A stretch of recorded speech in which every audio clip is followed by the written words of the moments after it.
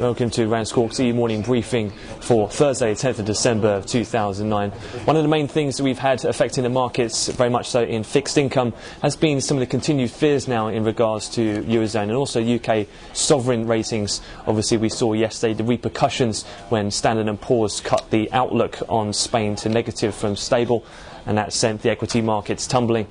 However, this morning it seems that those fears, again, somewhat compounding across the board in the Eurozone, especially as well the likes of Ireland having seen their budget yesterday. The spreads in the peripherals have continued to widen. We've seen Bund futures down around 30 ticks, just gone through around 9:30 now in London.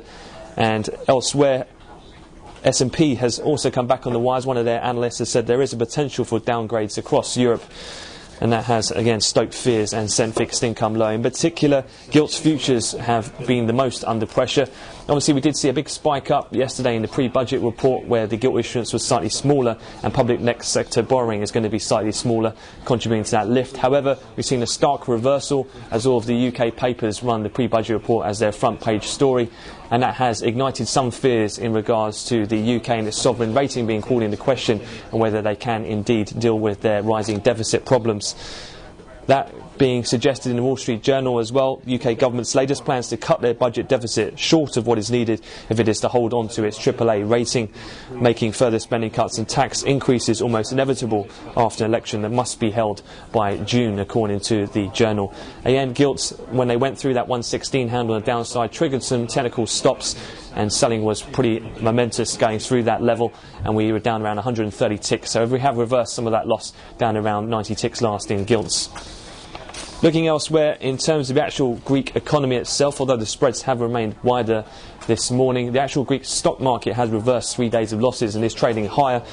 Taking note as well and giving a bit of a lift to European equities, the FTSE CAC and DAX currently trading up around 0.5%, was some comments from the EU themselves. EU member Juncker said he completely rules out a Greek state bankruptcy.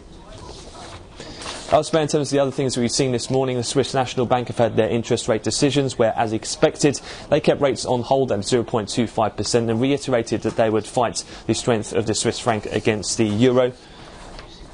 Elsewhere, we've also had the ECB in their monthly report, which, as expected, that was pretty much in line with Trichet's press conference last week, saying that interest rates in the Eurozone are still appropriate.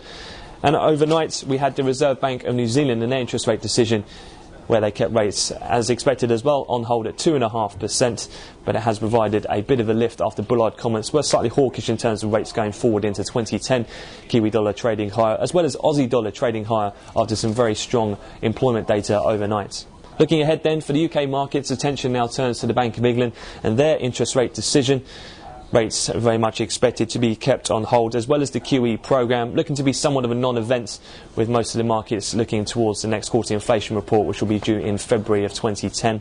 Other than that, then, from the US, we'll be eyeing the weekly jobless numbers. Pretty light on the ground there in terms of overall US data again.